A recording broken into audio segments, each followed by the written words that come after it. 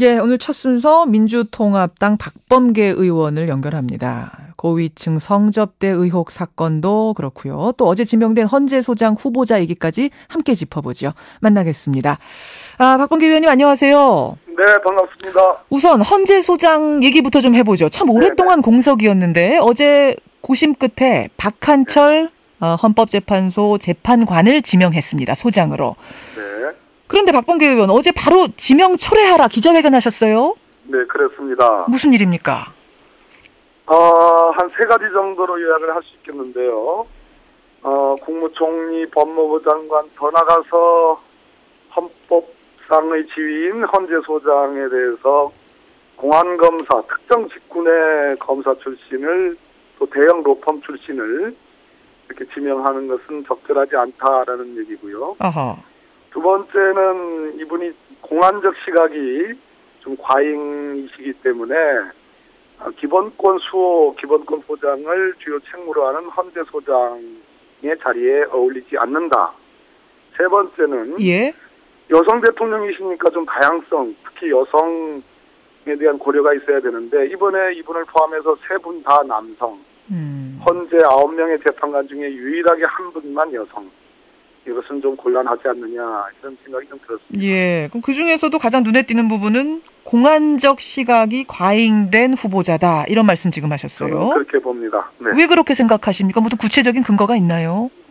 과거에 이제 이분이 2008년에 촛불 시위 때, 예. 촛불 집회 때 대검 공안부장으로서 촛불 집회를 진압을 한 그 지휘자에 해당하죠. 반정부 투쟁 양상을 보였다. 글쎄.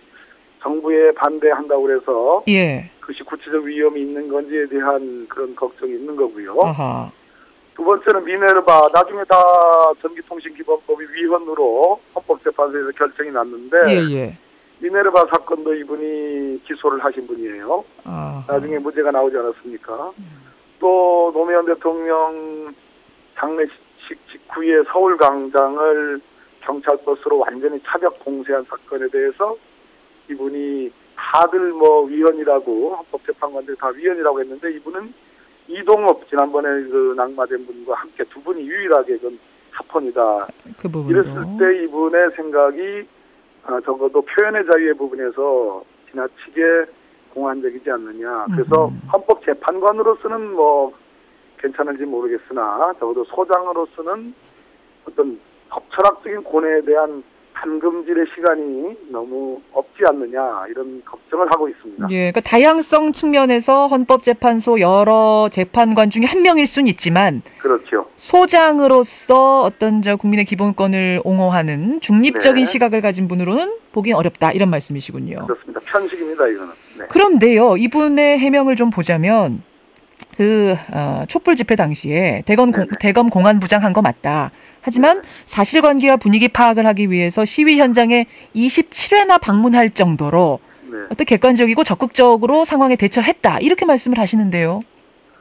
자랑으로 여겨집니다. 그러나 어떤 시각으로 갔는지가 문제 아니겠습니까? 어허. 불온한 생각으로, 불온하다는 느낌으로 실태를 봐야 되겠다. 그것은 다르죠. 많이 갔다라는 것이 자랑이 아니라 과연 정말로 민주적 기본 질서에 대한 위험성이 있느냐라는 그런 시각으로 봤어야 되는 건데 그 촛불 집회는 미국산 소고기 수입 확대와 관련된 젊은이들 또 국민들의 도도한 목소리였거든요. 예.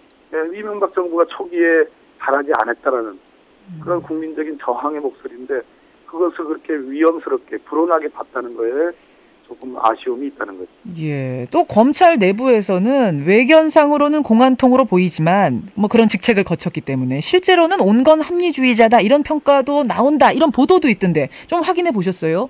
제가 경험해보지 않아서 모르겠으나요. 적어도 이분이 그동안 수사 지휘했던 것과 그리고 헌법재판관 2년 근무하면서 결정했던 사례를 보면 이분의 시각이 글쎄 온건하고 합리적인 분이다. 저는 그렇게 보지 않습니다. 예, 극단으로 치우쳐 있다 이렇게 저는 보고 있습니다. 또 하나 문제로 지적한 부분이 특정 로펌, 그러니까 김앤장의 근무 경력도 좀 문제라고 하셨는데 이 부분은 어떻게 문제라고 생각하십니까? 우리 김현정 선생님 시중에 이런 말이 있습니다. 뭔가요? 요즘은 그 편의점 스팸보다 김현장 로펌이 더 잘 팔린다 이런 말이 있습니다. 그게 무슨 말이죠? 지금 로펌 출신이 이 정부 들어서 국가 주요 직위에 7분이 지금 임명이 되고 있습니다. 임명이 되고 있습니다. 그중에서 특히 김현장이라는 우리나라에서 제일 큰 로펌의 외교부 장관, 여성부 장관, 공정거래위원장, 공직기강 비서관에 이어서 이번에 이제 헌재소장까지 임명을 했습니다. 이건 편식입니다. 편식이다. 로펌이 어떤 일을 하고 있습니까? 물론 누구든지 변호받을 권리가 있습니다만은 대형 기업 또는 외국계 기업 이런 데에 변호를 하는 곳입니다. 그랬을 때 국민의 일반적인 보편적인 이익이라는 공익적 관점이 과연 있는가, 이 점에 대한 국민적인 의혹이 있을 수 있는 겁니다. 그렇게 보시는군요. 네. 알겠습니다. 그래서 또 반대십니까? 확실하게? 안 된다. 무슨 말씀인데요. 또 반대냐가 아니라 아니면 아닌 겁니다. 아니면 아니다. 제가 왜 지금 또 반대십니까? 라고 여쭤봤냐면 지난번 이동욱 헌재소장 후보자도 이제 민주당 반대로 낙마했고 이번에도 또 불가라고 하기가 민주당 입장에서 정당 입장에서 좀 부담스럽진 않으신가? 이게 궁금해서요. 부담스럽죠. 그러나 인사가 복불복 인사가 돼서는 안 될 거 아니겠습니까? 예를 들어서 이동욱 소장 지명자가 낙마했다고 그랬어요.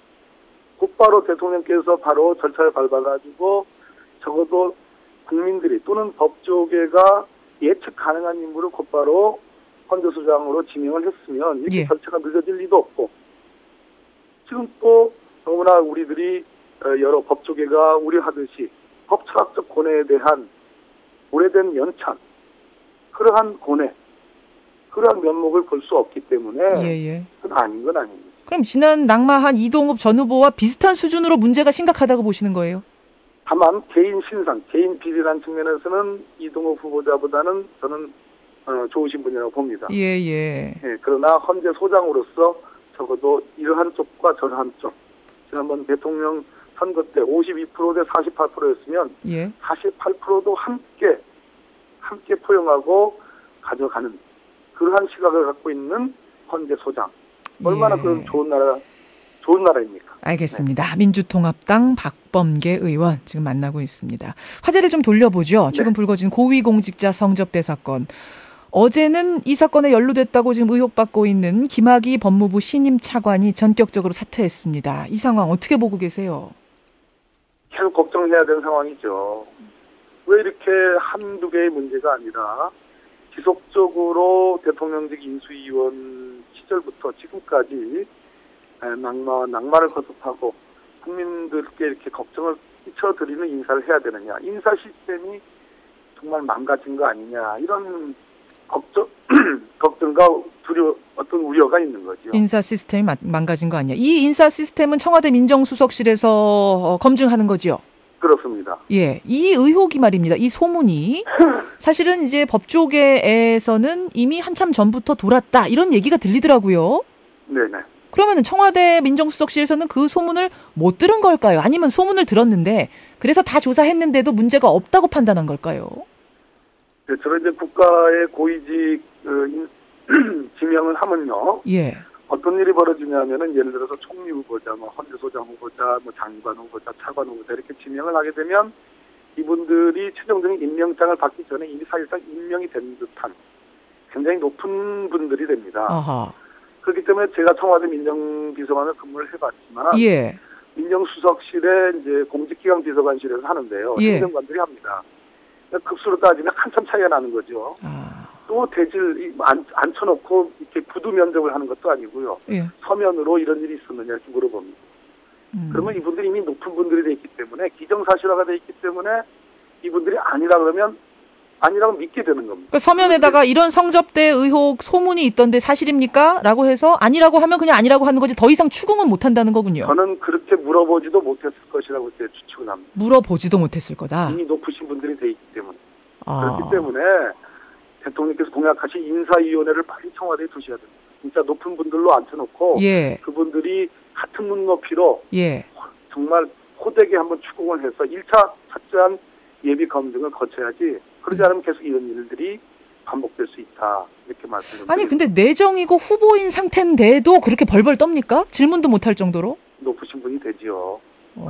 그 정도만 돼도. 네. 그래서 인사검증 시스템 더 한 차원 높은 것이 필요하다는 지금 말씀인데 김학의 법무부 차관 뭐 아직까지 본인은 부인하고 있습니다만 안타까운 일입니다. 예, 일단은 전격 사퇴하고 조사 받는다 이런 입장인데 사퇴로 끝이라고 보세요. 뭐 수사가 어떻게 진행이 돼야 된다고 보십니까? 글쎄 워낙 뭐 엽기적인 사건이고 또 그 윤모라는 사람을 둘러싼 여러 의혹들, 건설업자. 예, 뭐 그런 것들이 너무 많아서 이렇게 이게 봉합이 되고 이게 뭐 끝날 문제는 아닌 것 같습니다. 지금 수사가 성역 없이 잘 될까 걱정하는 소리도 있어요. 왜냐하면 네. 지금은 이제 경찰이 수사하고 있습니다만 검찰로 곧 사건이 이제 송치가 되겠죠. 그런데 네네. 김학의 차관은 오래된 뭐 검찰 출신이시고 검찰에서 오래 근무한 분이고 게다가 이번에 연루가 됐다라고 문제가 되면 청와대 인사검증 시스템도 도마에 오르기 때문에 그냥 또 수사가 뭐 흐지부지 어영부영 넘어가는 거 아니냐 이런 걱정하는 분들 계시더라고요. 한번 지켜봐야 되겠죠. 뭐 워낙 국민적인 관심도 크고 언론에서 여러 가지 체크도 하고 있기 때문에 그렇게 쉽게 뭐 유야무야로 끝나지는 못할 것 같습니다. 예, 다 같이 지켜봐야겠습니다. 오늘 여기까지 네, 말씀 듣죠. 고맙습니다. 네, 감사합니다. 예, 민주통합당 박범계 의원 판사 출신이고요. 또 참여정부에서 민정비서관 지낸 분 만나봤습니다.